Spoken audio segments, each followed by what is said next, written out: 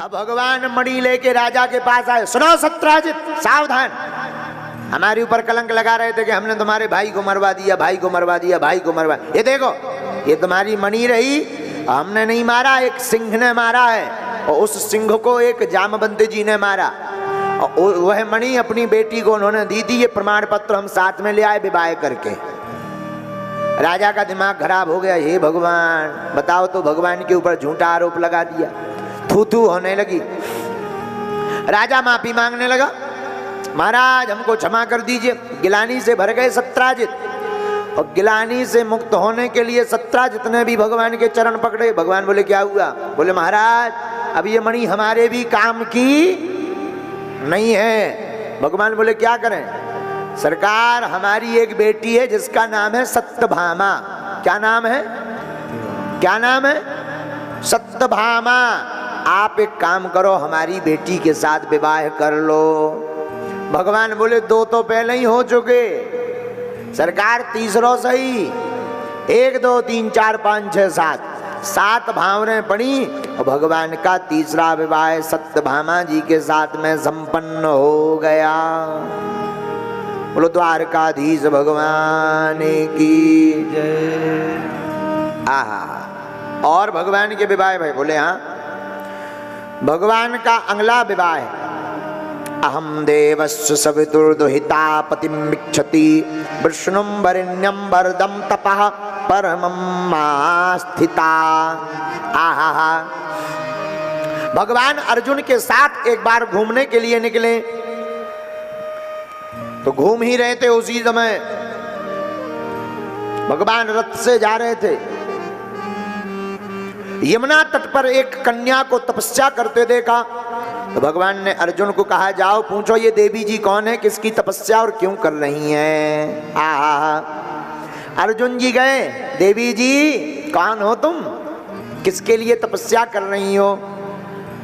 तो उस कन्या ने जवाब दिया, सरकार मेरा नाम है कालिंदी, मैं सविता की दुहिता हूं, और प्रभु मैं कालिंदी हूं।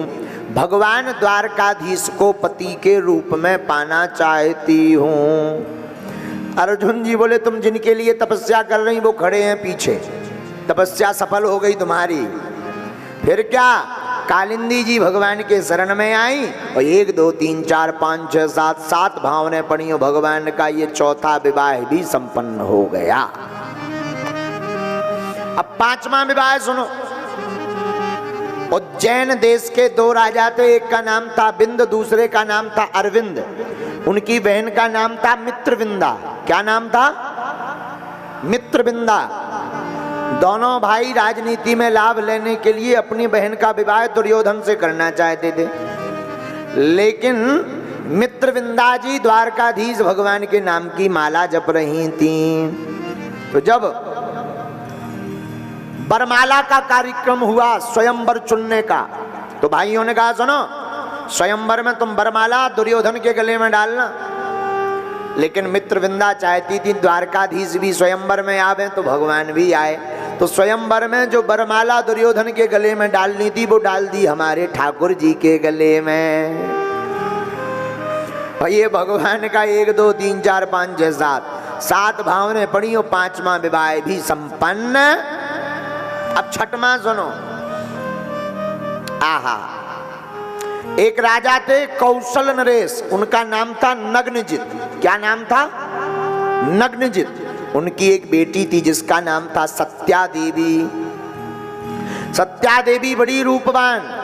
राजा ने प्रतिज्ञा ली, जो बलवान पुरुष एक साथ 7 बलिष्ठ बैलों को एक रस्सी में बांध देगा, उस बेटी के उसके साथ हम अपनी बेटी का विवाह करेंगे।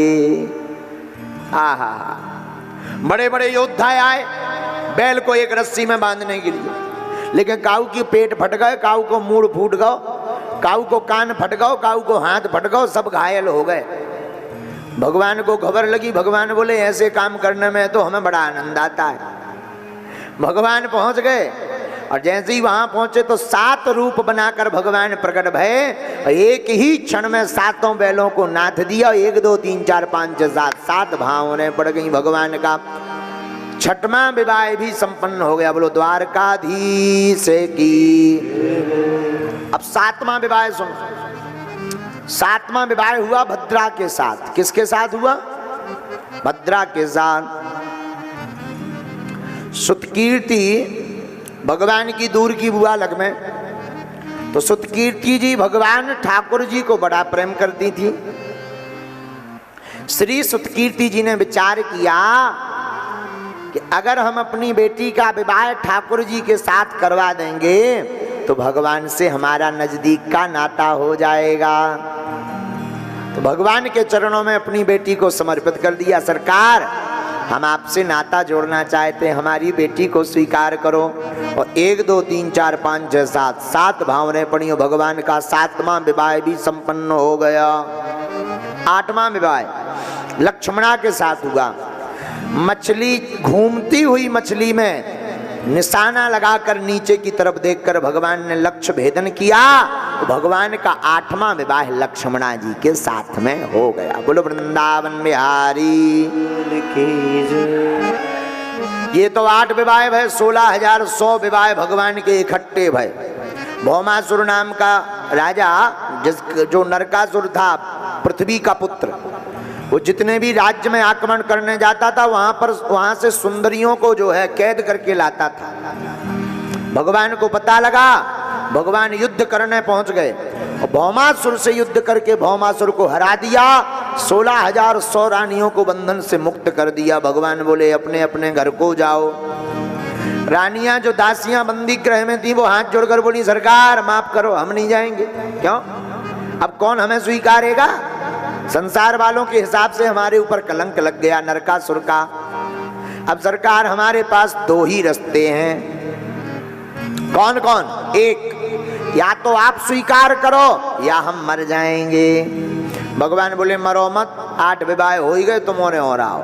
1 2 3 4 5 6 7 भावनें पड़ी। भगवान के 16,100 विवाह इकट्ठे और जे भगवान के पूरे विवाह निपट गए। बोलो द्वारकाधीश की जय।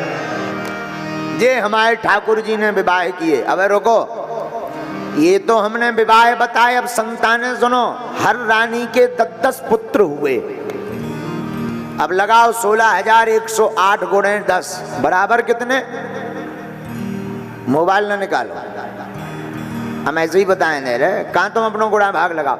1,61,080 कितने? 1,61,080। ये तो केवल बेटा हते भगवान के। इतने ही भगवान की जो है एक एक बेटी भई, तो 16,108 बेटियां, 1,61,080 पुत्र। जब पुत्रों के विवाह भय तो इनके भी 10 संतानें भई। हाँ, धीरे धीरे भगवान के परिवार की जनसंख्या 55 करोड़ पहुंच गई। कितनी पहुंच गई?